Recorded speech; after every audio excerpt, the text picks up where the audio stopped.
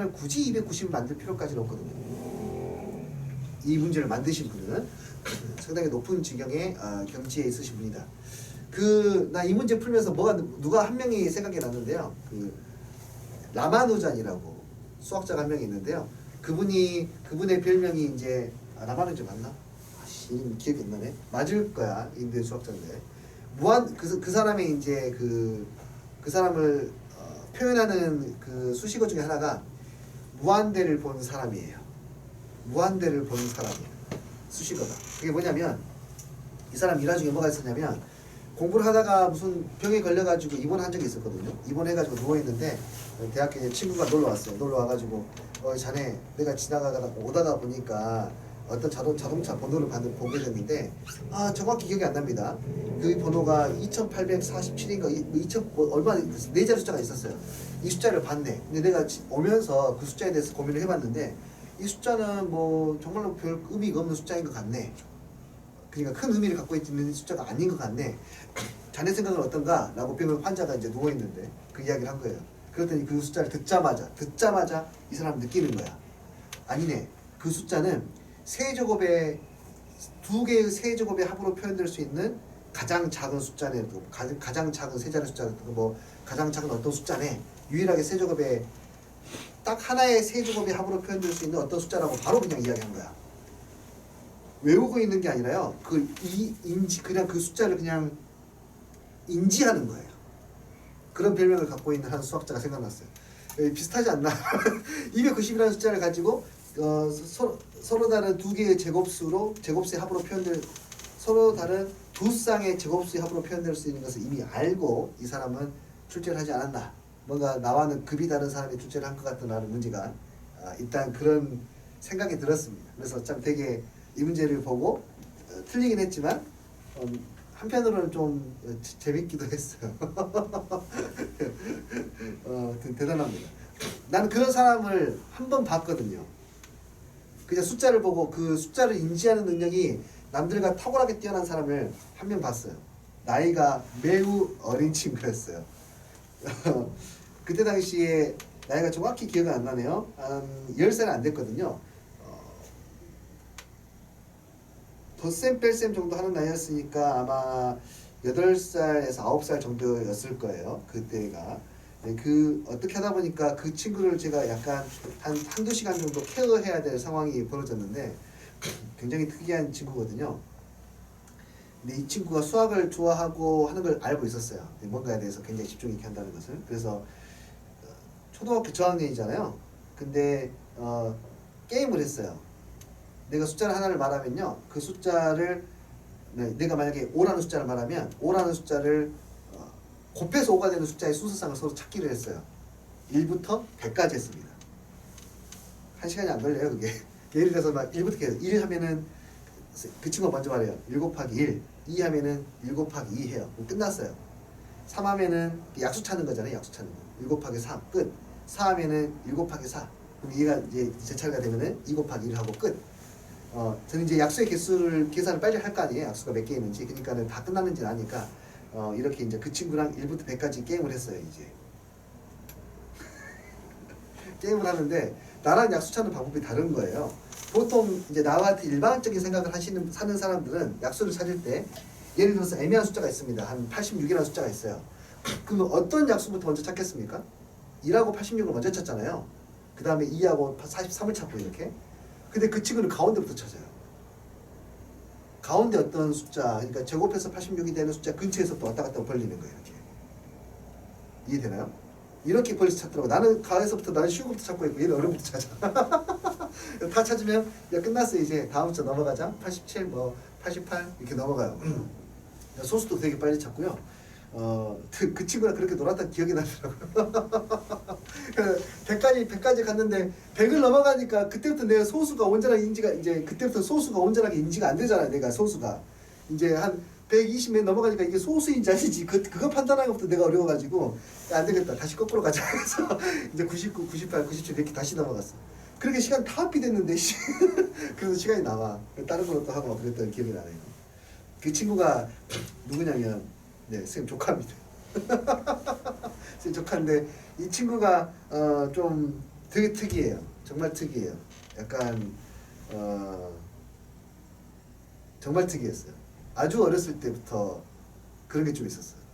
아주 어렸을 때. 지금도 있어요. 지금도 많이 남아 있는데 이 친구가 처음에 빠져들었던 게 시계를 그 아날로그 시계 있지 않습니까? 이걸 2살인가 3살 때부터 읽기 시작했어요. 3살 때 말을 막 뜨자마자 그때 뭐를 얘가 인지했냐면 십진법을 인지했어요. 9 다음의 숫자가 하나가 넘어가는 거, 99 다음의 숫자가 100 넘어가는 거, 이런 것들을 그때부터 인지를 하기 시작했거든요. 너무 신기했어요. 그게 되는 게. 그 다음에 얘가 막 하나하나씩 파고들면은 엄청 파고들다가 지하철 노선. 약간 누구라고 생각하면 되냐면요. 그냥 너희들이 쉽게 떠올릴 수 있는 사람은 우영우예요, 우영우. 근데 이제 그 증상들이 이제 문과 쪽에 딱 뛰어난 친구들도 있고 이과 쪽에 뛰어난 친구도 있는데 이쪽은 양쪽에 좀 그랬어요. 지하철 노선을 다 외웠어요. 지하철 노선, 서울 지하철 노선이잖아요. 그냥 머릿속에 완전히 다 외웠어요. 완전히 노선표 다 보고 노선표 보고 동영상 보고 하면서 그냥 다 외워요. 노선표를. 그래서 어른들이 장난으로 5살 때 다 외웠어. 어른들이 이제 사촌들끼리 모이면은 그냥 그걸 알고 있으니까 장난 삼아서 이제 삼촌들이 물어봐. 야, 나 어디에서 어디까지 가야 되는데 어떻게 가야 돼? 그래서 메터선을 타가지고 환승을 뭐 해가지고 이렇게 가장 짧은 거리다 라고 이렇게 이야기도 해주고 내리는 역이 왼쪽인지 오른쪽인지까지 다 이야기해줘요. 내리는 역이 왼쪽인지 오른쪽인지. 그리고 거기에는 역들의 이제 역을 다 외웠으니까 이제 그 서울 쪽에는 역 다 외우고 광주에 있는 거 다 외우고 부산에 다 외웠어. 그냥 뭐 전국에 있는 지하철 노선 다 외우니까 그 확장이 뭐가 되냐면 지하철명이 있잖아요. 지하철명. 그 지하철명을 영어로 다 외워요. 영어로 다 외워. 영어를 다 외우니까 뭐 하는 줄 알아요? 한자로 외워요. 그러니까 와 정말 신기했어. 정말 신기했어. 여러분들이 모일 때마다 그런 이야기 했는데 한 번은 한자에 빠지니까 한자 다 외워버리고 한자 다 외우니까 비석을 읽고 비석에 있는 한자 진짜 어렵거든요. 비석을 읽기 시작해. 옆에는 형들이 아무 말도 못해. 지금 좀 나아졌는데 하여튼 그런 친구가 있었습니다. 그냥 나는 이 문제를 풀면서 그런 사람들 좀 떠올랐어요. 좀 이 문제 만든 사람이 정말 대단한 사람 아닌가라는 생각이 들었어요. 290이라는 숫자를 인지를 하고 있으니까 그걸 만들거든요. 여튼 나한테는 좀 어떤 사람들을 생각나게 만드는 추억의 장기가는 문제였습니다. 재밌었어요. 네. 네. 이해됩니까? 오케이. 뭐 즐겁게 문제 풀 수 있습니다. 자, 그 다음도 네, 진행을 해볼게요. 한 문제만 더 풀어보고 이거 잡담이 좀 길었네요. 잠깐만 쉬었다가 보도록 하겠습니다. 4번 문제를 보겠습니다. 난이도가 높지는 않은데요. 뭐 자연수 조건을 가지고 문제를 찾아내는 거라서 4번 문제는 착각하기 쉽습니다. 이거 딱 보자마자 이거 간단하게 인수분해가 되는 꼴이구나 라고 착각하기 쉬워요. 절대 그렇지 않습니다. 이건 우리가 온전하게 인지하고 가야 돼요. 온전하게 인지해야 된다는 말은 무슨 말이냐면 저 꼴이 나왔을 때가 인수분해가 되는 꼴에 대해서 다시 한 번만 정리할게요. 이거 한번 정리했었습니다. 플러스 2ab, 2bc, 2ca는 인수분해가 분명하게 되는 걸로 알고 있죠. 자, 여기에서 부호가 하나가 바뀌었다고 합시다. 마이너스 2ab 플러스 2bc 플러스 2ca. 이거 인수분해 어떻게 되게 해요? 아는 사람 손? 오! 말씀하세요. 네. 나 방금 반틈 든 거 봤는데. 오호, 좋아요. A-B-C의 제곱이에요. 맞나요? 아닌데. 안 맞네요. 그쵸? 아, 뒤에 마이너스. 자, 얘는 안 됩니다. 이런 방법으로는 안 돼요. 왜냐하면 마이너스가 2개 있는 거랑 마이너스가 하나 있는 것은 실제로 같은 식이거든요. 그쵸? 제곱을 했으니까. 마이너스가 하나 있는 식으로 살펴본다면은 마이너스 하나 붙어있는 아이가 B하고 곱해지면서 음수가 나오고 C랑 곱해지면서 음수가 나오고, 그렇지? B랑 C랑 곱해지면서 양수가 나와. 음수 2개에 양수 하나 나와요. 음수 하나만 나올 수 없습니다. 그래서 얘는 안 되는 거예요. 마이너스는 최소한 이렇게 2개가 존재해야 돼요. 그러니까 마이너스가 존재한다라면 짝수계만 존재해야 되니까 걔는 인수분해가 정상적으로는 되지 않는다라고 이해하셔야 됩니다. 이때 마이너스가 있는 쪽이 지금 B가 붙어있는 쪽에 마이너스가 있으니까 B만 부호가 반대라고 생각하시면 될 것 같아요. 이 값이랑 똑같은 게 누구였다고? 두 개가 마이너스가 붙어있는 요 친구. 다시 한 번 더 정리하면 A제곱 B제곱 C제곱 마이너스 2AB 플러스 2BC 플러스 2C의 꼴은 네, 우리가 알고 있는 형태로 인수분해할 수 없다. 모두 다 마이너스가 되는 경우, 마이너스가 홀수계가 있는 케이스는 우리가 알고 있는 그런 굉장히 쉬운 형태의 인수분해가 안 된다라는 이야기를 하고 싶네요. 이해됐나요? 네. 그러니까 고민하지 마시라 이거예요. 만약에 이렇게 나왔다면 그건 오타일 가능성이 일단 존재하니까 시험장에서 만났을 때 패스하고 나온 다른 문제를 보는 겁니다. 이런 게더 시간을 많이 뺏기시면 안 되니까 오타일 가능성도 있으니까. 학교 시험 볼 때 제일 안타까운 케이스, 중학교 시험은 그런 일이 별로 없지만 고등수학이 됐을 때 정말 가장 안타까운 케이스가 뭐냐면요, 학교 선생님께서 문제를 만드시는데 거의 대부분 있는 그대로 내시진 않고 숫자를 바꾸거나 약간 응용해서 내시거든요. 그러다가 보면은요, 오류가 상당히 높은 비율로 발생합니다. 상당히 높은 비율로 발생해요. 오류 거의 안 나왔죠, 중학교 때는. 그쵸? 왜 안 나왔는지 알아요? 쉬우니까. 근데 고등과정은 변별력을 많이 줘야 되기 때문에 굉장히 어려운 문제들을 내시기도 하세요. 근데 그 어려운 문제에서 어려운 문제가 있다면 그것에 본질이 있을 건데 가끔 선생님께서 실수하셔가지고 좀 잘못 바꾸셨다가 답이 없는 케이스들이 꽤 많아요. 정말로 많습니다. 다시 재시험. 뭐 재시험 보니까 공정하다고 느낌이 들 수도 있어요. 그렇지 않아요. 그 문제가 내가 풀 수 있을 것 같은데 라고 덤볐다가 3분 4분 소비했는데 답이 없어. 내가 어디 실수했지? 나 이거 풀 수 있는데 다시 덤벼. 그러다 보면 10분 20분 순삭이야. 시험시간 50분 중에 1, 20분이 날아가는 것은 굉장히 큰 손해예요. 아예 아예 좀 어렵다는 느낌이 들어서 난 이거 못 풀어 라고 넘어가는 친구들은 오히려 상대적으로 득을 봐버려. 이해되니? 그러니까 그건 어쩔 수가 없는데, 만약에 하여튼 이런 것들을 인지하고 있으면 오류인지 아닌지를 어느 정도 판단할 수가 있거든요.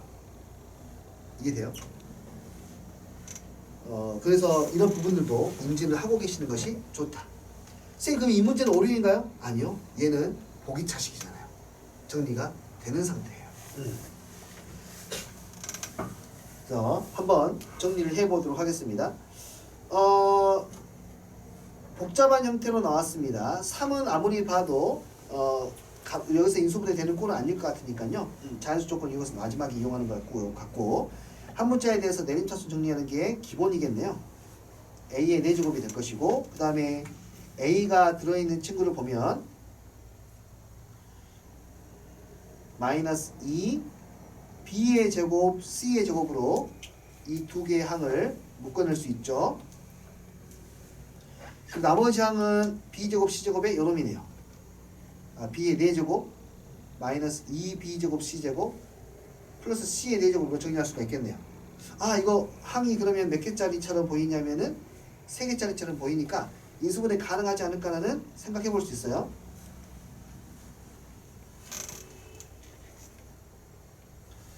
여기는 B제곱 마이너스 C제곱의 제곱이네요. 여기 0이 아니라 마이너스 3이라 쓰겠습니다. 자, X자로 인수분해 되는지 봐야 돼.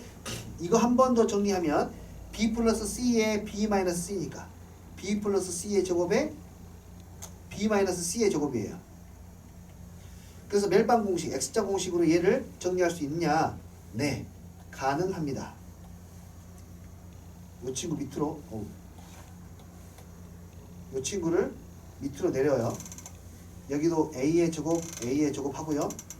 두 개의 식을 더하면 2B제곱, 2C제곱 나오지 않습니까? 둘 다 부호만 바꿔주시면 인수분해가 됩니다. 얘는 돼요.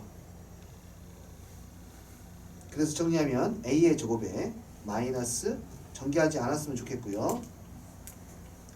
A의 제곱에 마이너스 B 마이너스 C의 제곱이 마이너스 3이라는 것을 알 수 있어요. A, B, C는 모두 다 자연수이기 때문에 이것을 만족하는 것은 제한이 있겠네요. 자, 이제 숫자를 한번 1 곱하기 마이너스 3이 돼야 될지 3 곱하기 마이너스 1이 돼야 될지 선택해야 될 텐데, 다 해보는 게 아니라 어느 정도 추리고 시작을 해야 됩니다. 이런 것들은 일단은 두 수 대소관계는 비교할 수 있을 거라는 생각해야 돼요. BC가 자연수거든요. BC가 A, B, C가 다 자연수야. 그러면 B 더하기 C의 제곱이 더 크겠니? B 마이너스 C의 제곱이 더 크겠니? 얘가 더 크겠지. 그러면 더 큰 수를 뺐으니까 실제로 이게 더 작은 숫자고 얘가 더 큰 숫자겠지. 아, 얘가 작은 숫자, 얘가 큰 숫자라는 것을 먼저 인지를 해야 되겠네. 그러면 마이너스 3을 곱해서 만들어야 되니까 방법이 두 가지가 있죠. A의 제곱 마이너스 B 플러스 C의 제곱, 그 다음에 A의 제곱 마이너스 B 마이너스 C의 제곱이 각각 작은 숫자니까 얘가 마이너스 3, 얘는 1이 될 수도 있고, 아니면 음수가 작아야 되니까 얘가 마이너스 1, 3이 될 수도 있고, 이 딱 두 가지밖에 안 나오거든요. 작은 숫자가 반드시 왼쪽으로 가야 되니까. 이해가 되시나요? A, B, C는 자연수야. 그리고 나서 둘 중에 하나 골라야 되는데 이거 연립해서 풀기도 영 불편해. 그러니까 가능성 있는 거 찾아봐요. 가능성 있는 거. 잘 봐봐. 자, 이 숫자 제곱수예요. 제곱수에서 제곱수를 뺀 거를 생각하면 돼요. 제곱수에서 제곱수를 뺐을 때 마이너스 3이 나오는 것은 그 제곱수들끼리 차이가 3이 돼야 되죠. 근데 생각해봐. 제곱수를 한번 쭉 나열해볼까? 1, 4, 9, 16 갈수록 간격이 벌어지니까 볼 필요 없고, 제곱수의 차이가 3이 나는 것은 이거 하나밖에 없거든요. 이해하겠니? 그러니까 둘 중에 하나가 1이고 둘 중에 하나가 4여야지 1이 가능한 거야. understand? 자, 그러면 생각해 그거를. 그러면은 오케이. 아, 1번 케이스에서 우리가 생각할 수 있는 게 A의 제곱이 그러면 1이겠네. B 플러스 C의 제곱이 4겠네 라고 생각할 수 있다 이거지. 그러면 A는 자연수니까 A는 확정적으로 1이 될 것이고,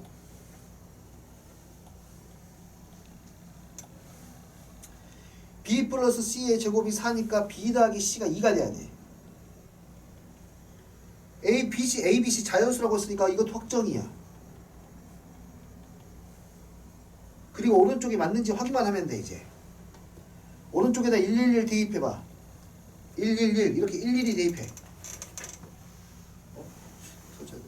오케이, 그래서 1이야. 맞지 그러면? 그리고 운이 좋게 첫 번째 시도만에 정답 일단 찾은 거고요. 자, 다시 한번 설명할게요. 이거 둘을 연립해서 풀기에는 식이 불편하니까. 아, 너도 제곱수, 너도 제곱수니까 제곱수의 차이가 3이네. 제곱수에서 차이가 3이 나는 게 하나밖에 없으니까 이 상황을 생각을 하면, 아, 너는 1이 되고 너는 4가 될 수밖에 없구나. 그러니까 A 제곱은 1이고 너가 4니까 A는 무조건 1이어야 되고, B 더하기 C가 4니까 B 더하기 C는 2. 뭐야, 자연수 하면 2가 되는 건 1밖에 없어. 야, 이런 꿀꿀 하고 우변에다 대입해봤어. 성립해. 그 답인 거야. 아래에 있는 것도 해볼까요? 제곱수의 차이가 얼마 차이 나요? 1 차이 나죠. 없어요. 아, 0 빼기 0은 0하고 1이 있겠네. 0하고 1을 생각해볼까? 그럼 얘가 0이 되고 얘가 1이 돼야 되거든요. 안 되잖아요. A가 자연수니까. 그러니까 2번은 아예 가능하지 않은 겁니다. 이해하셨어요? 그렇게 해서 값들을 찾아내셔야 될 것 같아요. 자연수 조건이라든지 이런 것들이 나와 있고 문제의 답이 하나라는 게 확신이 있다라면은 뭐 이런 식으로 좀 걸러가면서 진행하시는 게 좋습니다. 만약에 뭐 A 더하기 B 더하기 C 중에 가장 큰 값을 구하죠. 만약에 그렇게 나오면은 다 해봐야죠. 최대값 문제가 나왔을 때.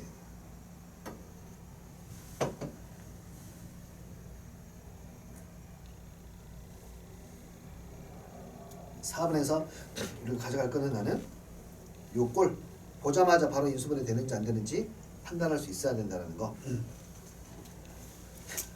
그 다음에 숫자를 보는 감각적인 부분들, 이 전달하고 싶은 내용이 되겠네요. 이해되시나요? 오케이, 시간이 좀 많이 흘렀는데요. 잠깐만 쉬었다가 할게요. 5분만 쉬겠습니다.